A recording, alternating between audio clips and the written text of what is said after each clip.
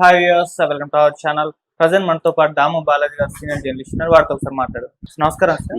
Sir, Ambati Rambabu గారు మరొకసారి జైలుకు వెళ్లే అవకాశం ఉందని చెప్తున్నారు సార్. ఆల్రెడీ అతని పైన చాలా కేసులు నమోదయ్యి 18 రోజుల పాటు జైల్లో ఉన్నారు. మళ్ళీ బయటకు వచ్చేసారు. ఇప్పుడు ఏంటంటే ఇంకో కేసు కూడా నమోదైంది, మళ్ళీ వెళ్లే అవకాశం ఉందని చెప్తున్నారు. మరి ఏం కేసు నమోదైంది, ఇంకోసారి జైలుకు పంపిస్తారా, ఏం చెప్తారు సార్ దీనికి సంబంధించి?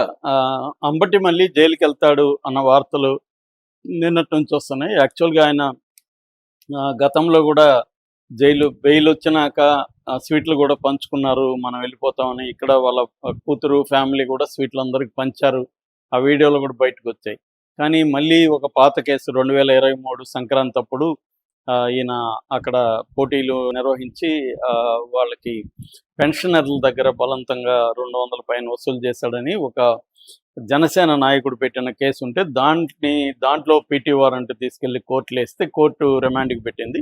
అలాగే 8 రోజుల్లో ఈయన మీద 36 కేసులు పెట్టారు. గతంలో కూడా కేసులు ఉన్నాయి. ఓవరాల్గా 44 కేసులు అంబటి రాంబాబు మీద ఉన్నాయి. అయితే అందులో ఒకే నేరం కింద అనేక ఎఫ్ఐఆర్లు నమోదైనాయి కాబట్టి కోర్టు కూడా ఎలాగ చేస్తారు. ఒక నేరం జరిగినప్పుడు ఒక ఎఫ్ఐఆర్ ఉండాలి తప్ప సేమ్ క్రైమ్లో మీరు మల్టిపుల్ ఎఫ్ఐఆర్స్ ఉండకూడదు అనేది కోర్టు చెప్పింది. వాటన్నిటిని కూడా ఎవరైనా కంప్లైంట్ ఇస్తే ఆ కంప్లైంట్ని 161 స్టేట్మెంట్ కింద తీసుకోండి, అంతేగాని దానికి ఎఫ్ఐఆర్ చేయకండి అని కూడా కోర్టు చెప్పింది. అందువల్ల కూడా ఈయనకి చాలా కేసులు పెట్టినప్పటికి కూడా అవన్నీ నిలబడలేదు. ఉన్న కేసులు, ప్రధానమైన కేసుల్లో ఆయనకి అన్ని బెయిల్ ఇచ్చుకుంటా వచ్చేసారు కోర్టులు. ఆయన కూడా గట్టిగా, ఆయన స్వయంగా అడ్వకేట్ ప్రాక్టీస్ కూడా చేశాడు. అందువల్ల ఆయన కూడా గైడ్ చేసుకొని అడ్వకేట్ల టీమును పెట్టుకొని కరెక్ట్గా ఎట్లా ఈ కేసుల్ని మనం ప్రజెంట్ చేయాలి, ఫ్యాక్ట్స్ ఏంటి, ఇవన్నీ కూడా ఆయన స్వయంగా చూసుకోవడం వల్ల మిగతా వైసీపీ నాయకుల్లాగా ఆయన నెలల తరబడి లేరు. ఇప్పుడు మనకి వల్లభనేని వంశీ లాంటి వాళ్ళు 4 నెలలు 5 నెలలు జైల్లో ఉన్నారు. చాలామంది ఎక్కువ రోజులే జైళ్ళల్లో ఉన్నారు. పోసాని కృష్ణమురళి కావచ్చు, చెవిరెడ్డి భాస్కర్ రెడ్డి కావచ్చు, ఇంకా కొంతమంది వైసీపీ నాయకులు జైల్లోనే ఉన్నారు. కానీ ఈయన త్వరగా 44 కేసులు ఆయన మీద ఉన్న కేవలం 18 రోజులే ఉన్నాడంటే ఆయన ప్లానింగ్ కావచ్చు. అట్లాగే ఈయన మీద పెట్టిన కేసులు కూడా 7 ఏళ్ళు జైలు శిక్ష లోపల ఉన్న కేసులు కావడం. ఇప్పుడు ఈ మధ్యకాలంలో ఏంటంటే 7 ఏళ్ళు కంటే తక్కువ సంవత్సరాలు జైలు శిక్ష పడే అవకాశం ఉన్న కేసుల్లో అరెస్టులు చేయకూడదని సుప్రీంకోర్టు పదే చెప్తుంది. కొత్తగా వచ్చిన బిఎన్ఎస్ ఈ చట్టాల పరిధిలో 7 ఏళ్ళ కంటే పైనున్న సెక్షన్లోనే వాళ్ళని అరెస్టులు చేయాలి తప్ప అదర్వైజ్ వాళ్ళని అరెస్ట్ చేయకూడదు. వాళ్ళకి నోటీసులు ఇచ్చి పిలిపించి విచారించాలి అనేది సుప్రీంకోర్టు పదే చెప్తుంది. కాబట్టి ఆ గైడ్ లైన్స్ని హైకోర్టులు కూడా కింది కోర్టులకు చెప్తున్నాయి. కింది కోర్టులు ఏంటంటే ఇవన్నీ పట్టించుకోకుండా పోలీసులు ఎవరిని తీసుకొచ్చినా వాళ్ళకి గుడ్డిగా రిమాండ్ ఇచ్చేయడం జరుగుతుంది. దీని మీద కూడా ఆంధ్రప్రదేశ్ హైకోర్టు చాలాసార్లు కింది కోర్టులో మ్యాజిస్ట్రేట్లను కూడా గట్టిగానే చెప్పింది, ఇలాగ మీరు చేయకండి. రెండోది ఏంటంటే ఎటువంటి కంప్లైంట్ ఇచ్చారు, ఆ కంప్లైంట్కి రెలవెంట్ సెక్షన్లో పెట్టారా లేదా అనేది కూడా ఇంపార్టెంట్. కంప్లైంట్ ఏదో ఇస్తారు, వీళ్ళు 108 బిఎన్ఎస్ ఇలాంటివి పెట్టేస్తారు. అంటే క్రిమినల్ సిండికేట్లో మెంబర్ అని ఇంకోటి. అదేంటంటే ఒక పోస్ట్ పెట్టి ఉంటారు వాళ్ళు. సో ఇలాగా ఎందుకంటే బెయిల్ రాకూడదు కాబట్టి అది చేయడం, లేదంటే కావాలని ఒక ఎస్సీ దగ్గర కంప్లైంట్ ఇచ్చి ఎస్సీ ఎస్టీ పెట్టేయడం. ఇలాగా బెయిల్ రాకుండా చేయడానికి ఏమేమి అంటే సుప్రీంకోర్టు మార్గదర్శకాలని ఉల్లంఘించకుండానే వీళ్ళని ఎలా జైలుకి పంపించవచ్చు అని ఒక క్రియేటివ్ టీం పనిచేస్తుంది ఈ విషయంలో. అది ప్రతి ప్రభుత్వంలో కూడా ఇప్పుడు టీమ్స్ వర్క్ చేస్తున్నాయి.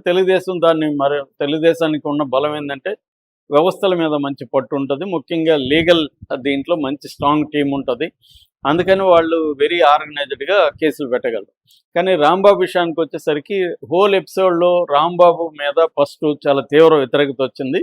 చంద్రబాబు మీదని అలా దారుణంగా మాట్లాడడం, దానికి రాంబాబు కూడా మళ్ళీ సారీ చెప్పాడు. నన్ను కూడా మా మదర్ని వీళ్ళందరినీ, మా ఇంట్లో వాళ్ళందరినీ తిడుతూ నా మీద దాడి చేసినప్పుడు నేను కౌంటర్గా అలా స్పందించాను, బట్ అది కూడా తప్పే, నేను అలా మాట్లాడకూడదు అని అన్నాడు. అయినప్పటికీ ఆయన ఇంటి మీద గల్లా మాధవి ఎమ్మెల్యే ఆధ్వర్యంలో దాడులు జరిగాయి.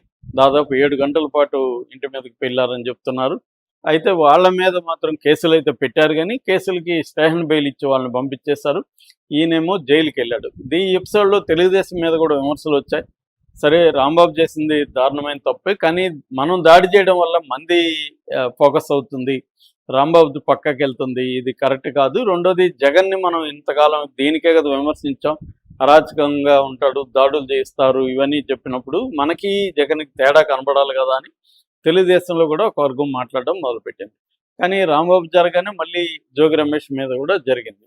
సో ఇక్కడ ఏంటంటే టిట్ ఫార్ టాట్ లాగా రివెంజ్ పాలిటిక్స్ అనేవి బేసిక్గా కంటిన్యూ అవుతున్నాయి.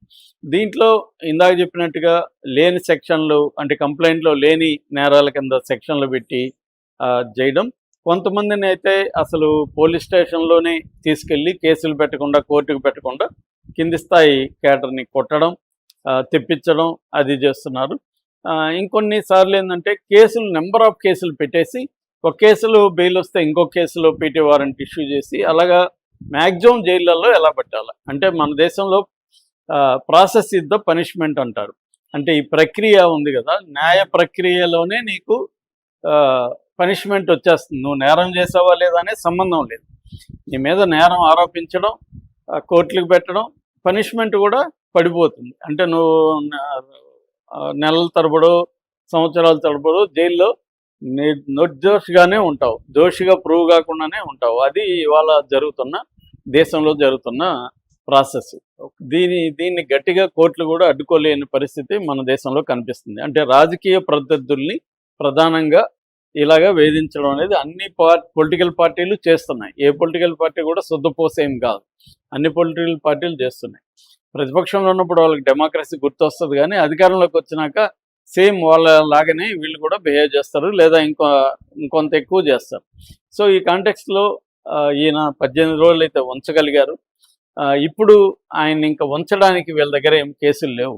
అందుకని నిన్న మళ్ళీ ఒక గొడవ క్రియేట్ అయింది. ఎందుకంటే రాంబాబు రాజమండ్రి నుంచి వస్తున్నప్పుడు ఆయన జక్కంపూడి రాజా మిగతా నాయకులు కూడా వచ్చారు. దాంతో పెద్ద ఎత్తున కాన్వాయ్తో బయలుదేరి వచ్చారు. దానికి ఎక్కడంటే అక్కడ అడ్డుకుంటూ వచ్చారు. మంగళగిరి దగ్గర గుంటూరు కాజా టోల్ గేట్ దగ్గర ఆయన్ని ఆపేశారు.